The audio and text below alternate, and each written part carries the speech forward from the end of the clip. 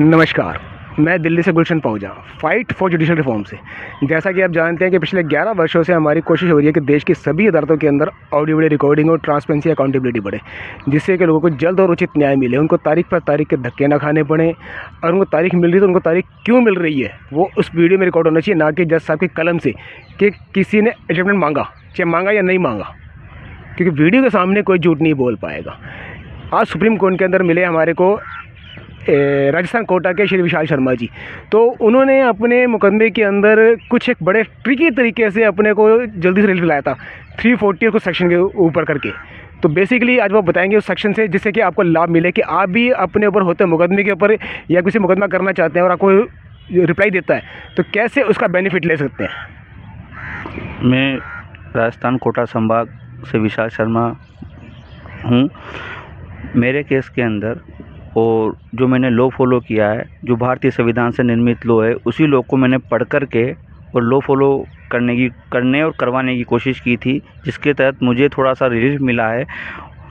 वैसे तो जज साहब ने रिलीफ देने की कोशिश तो नहीं की थी, लेकिन फिर भी मैंने लेने की बहुत पूरी संभावना ली है और मैंने उसको प्राप्त किया है।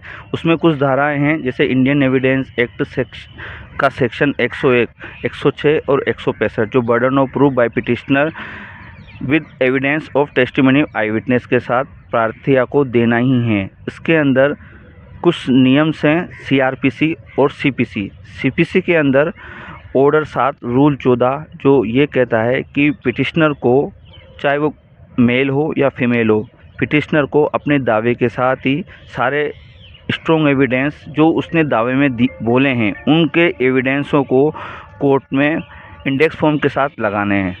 सेकंड सीपीसी ऑर्डर 11 रूल 21 जो ये कहती है कि प्रार्थिया ने यदि वो एविडेंस प्रथम स्टेज पे इंडेक्स फॉर्म के साथ नहीं लगाए हैं तो न्यायाधीश महोदय जी उस सेकंड सीपीसी के तहत प्रार्थिया से वो सबूत मंगवाए कोर्ट में।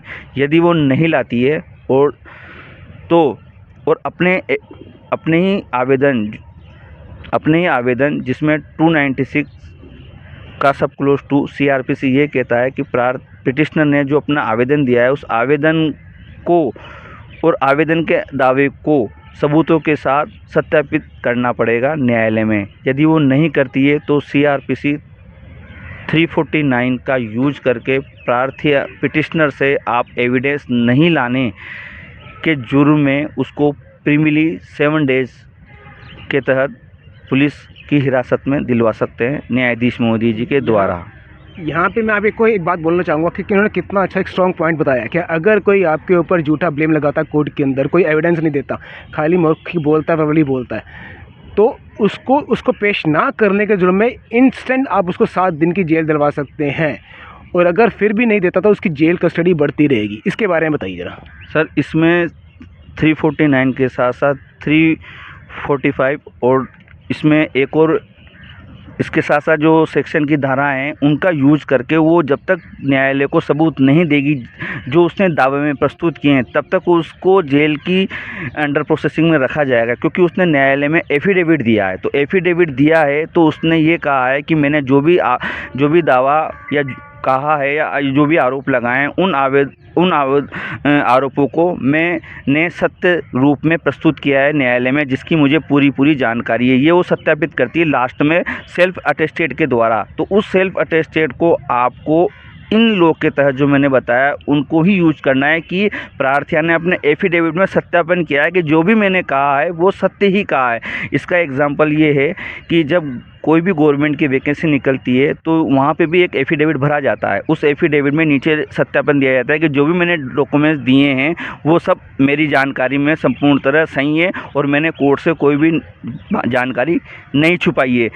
तब वो वहाँ पे अगर किसी की नौकरी लग जाती है तो उसके जो उसने सत्यापन किया है उस सत्यापन का वहाँ पे वेरिफिकेशन किया जाता है गवर्नमेंट अधिकारियों के द्वारा कि उसने जो आवेदन भरा था, फॉर्म भरा था, उसमें वो बात छुपाई है या नहीं छुपाई, या उसके डॉक्यूमेंट्स में क्या कमी रहेगी। वही एफिडेविट न्यायालय में दिया गया एफिडेविट होता है। तो जब वहाँ पे जब गवर्नमेंट में जब दिया गया एफिडेविट की मान्यता पर वहाँ के अधिकारी उस पिटिशनर के, मतलब वहाँ भी वो पिटिशनर ही हुआ जो भी भरा, तो उस पिटिशनर के फॉर्म की सत्यापन किया जाता है। तो यहाँ पे इस न्यायालय में उस पिटिशनर के सत्यापन वाले जो दावा है उसका संज्ञान के तहत क्यों संज्ञान नहीं लिया जाता। विट मीन्स जो पिटिशनर ने दावा किया है उस दावे को उसके एविडेंसों के साथ जांच नहीं की जाती। इस जांच को ही इन लोग के द्वारा करवाया जाए, न्यायाधीशों के द्वारा। जैसे कि आपको बताना चाहूँगा, इन्होंने मेरे को बताया था कि जब भी कोई इसमें पेश होता है, साथ में 340 आपने अप्लाई किया था, इसके ऊपर आपने 340 भी अप्लाई की हुई है। अक्सर वकील क्या होता है इस बात को जानते हैं पर इस बात पे वो एक्शन नहीं लेते, क्योंकि अगर इस बात पे स्टार्टिंग में एक्शन ले लेंगे तो मुकदमा वहीं ठहर जाएगा, मुकदमा आगे बढ़ेगा नहीं।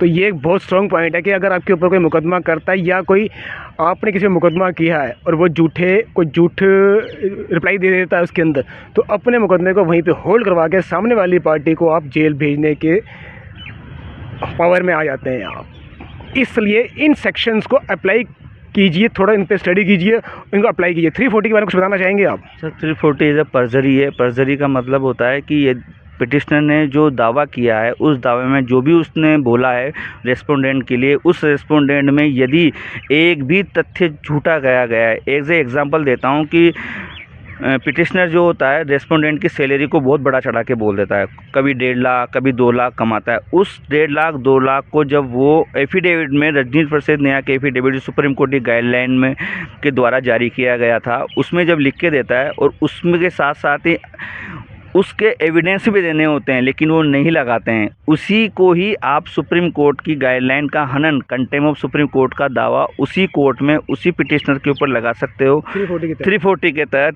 इसमें 2 बनेंगे, कंटेम्प्ट ऑफ सुप्रीम कोर्ट भी बनेगा एफिडेविट का, प्लस 340 भी लगेगी। क्यों? क्योंकि आपकी सैलरी, अगर आप एग्जाम्पल के तौर पर आपकी सैलरी 60,000 है, सामने वाली पार्टी ने आपकी सैलरी 90,000 बता दी, सैलरी बोला, कुछ भी बोला, जो भी उसने बताई, हेट स्पीच दिए, किसका कहने का मतलब जो भी उसने दावा किया उसका वो सबूत नहीं दे रही है या नहीं लगाए, तो आप उससे पहले तो CRPC 91 के तहत कोर्ट से बाध्य करवाइए कि ये सबूत लेके आए जो इसने दावे में कहा है, और उसके बाद प्रोसीडिंग बढ़े। और उस प्रोसीडिंग में भी आप CPC जो मैंने 2 बताई है उसका उसमें यूज कीजिए, ताकि CRPC 91 के साथ साथ दोनों CPC जब यूज होगी तभी वो प्रार्थी पिटिशनर बॉन्ड होगा, और उस बॉन्ड के तहत मजिस्ट्रेट साहब को पावर मिलेगी उसको बॉन्ड करने के लिए, सबूत लाने के लिए।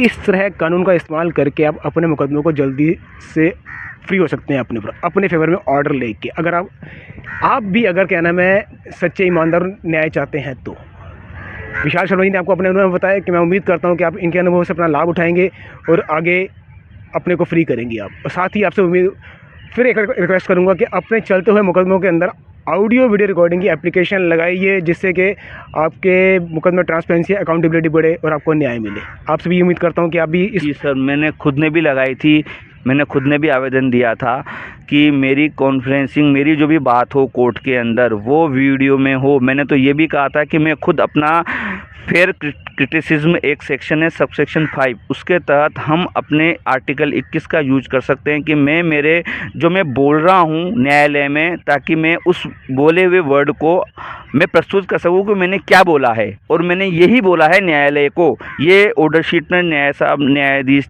जी ने मेंशन किया है या नहीं किया गया, इसका प्रूफ लेने के लिए मैंने ये आवेदन लगाया था कि मेरी वीडियो कॉन्फ्रेंसिंग या मैं खुद सेल्फ आर्टिकल 21 की तरफ खुद अपना लाइव कर सकता हूँ, लेकिन मुझे वहाँ रोका गया।